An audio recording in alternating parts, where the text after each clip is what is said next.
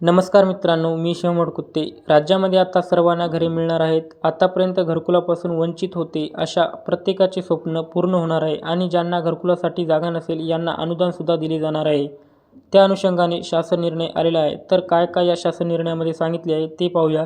त्यासाठी व्हिडिओ शेवटपर्यंत पहा. चॅनलवर नवीन असाल तर चॅनलला सबस्क्राईब करा. असेच नवनवीन अपडेट भेटत असतात. चला तर मग व्हिडिओ सुरू करूया. या संदर्भात सविस्तर माहिती पहा. काय काय सांगितले आहे शासन निर्णयामध्ये. तर पहा येथे शासन निर्णय.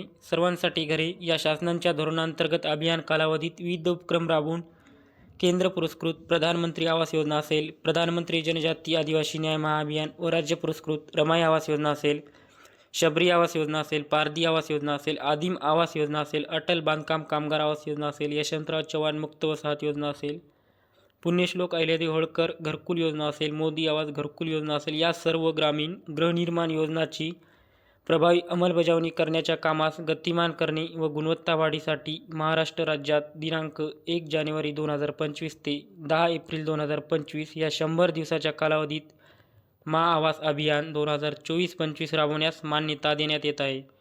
तर पहा, केंद्र सरकारच्या तसेच राज्य सरकारच्या ज्या काही घरकुल योजना असतील अशांना आता गतिमान करण्यासाठी 100 दिवसाच्या कालावधीत महाआवास अभियान राबवण्यास मान्यता देण्यात येत आहे.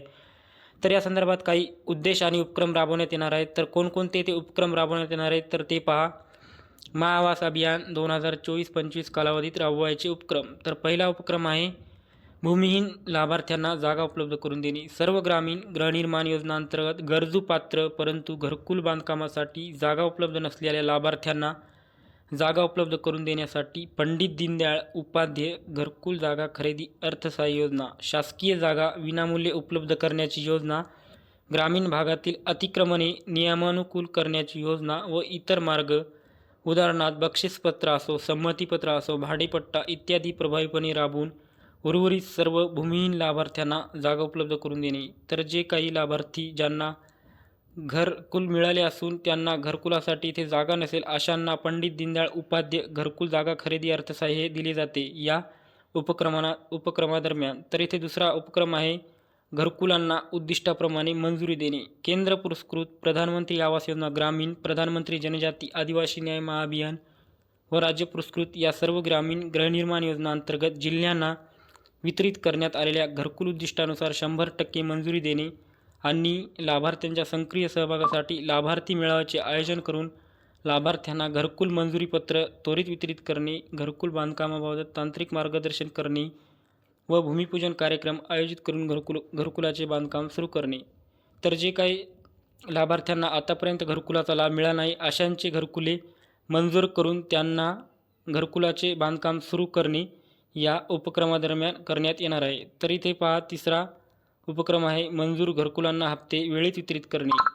केंद्र पुरस्कृत प्रधानमंत्री आवास योजना ग्रामीण, प्रधानमंत्री जनजाती आदिवासी न्याय महाअभियान व राज्य पुरस्कृत या सर्व ग्रामीण गृहनिर्माण योजनांतर्गत मंजूर घरकुलांना पहिल्या हप्त्याचे वितरण 7 दिवसात करणे व पुढील हप्ते घरकुलांच्या भौतिक प्रगतीनुसार विनाविलंबे वितरित करणे. हे करताना लाभार्थ्यांच्या सक्रिय सहभागासाठी स्थानिक स्तरावर हप्ते वितरण कार्यक्रमाचे आयोजन करणे.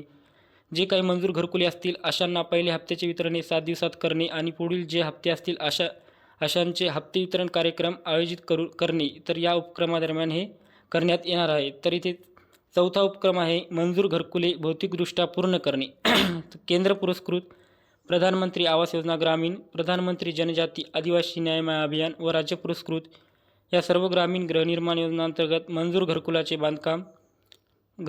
बांधकाम भौतिकदृष्ट्या पूर्ण करणे. यामध्ये लाभार्थ्यांच्या सक्रिय सहभागासाठी त्यांच्या बैठका मेळावे घेणे, सरपंच, ग्रामपंचायत अधिकारी, ग्रामसेवक, ग्रामविकास अधिकारी, ग्रामपंचायत कर्मचारी, महिला स्वयंसेविका गट, अंगणवाडी कर्मचारी, आशा कर्मचारी, ग्रामीण गृहनिर्माण अभियंता इत्यादी यांनी घरकुलांना वेळोवेळी भेट देणे व मंजूर केलेली सर्व घरकुले गतीने व गुणवत्तापूर्वक पूर्ण करणे.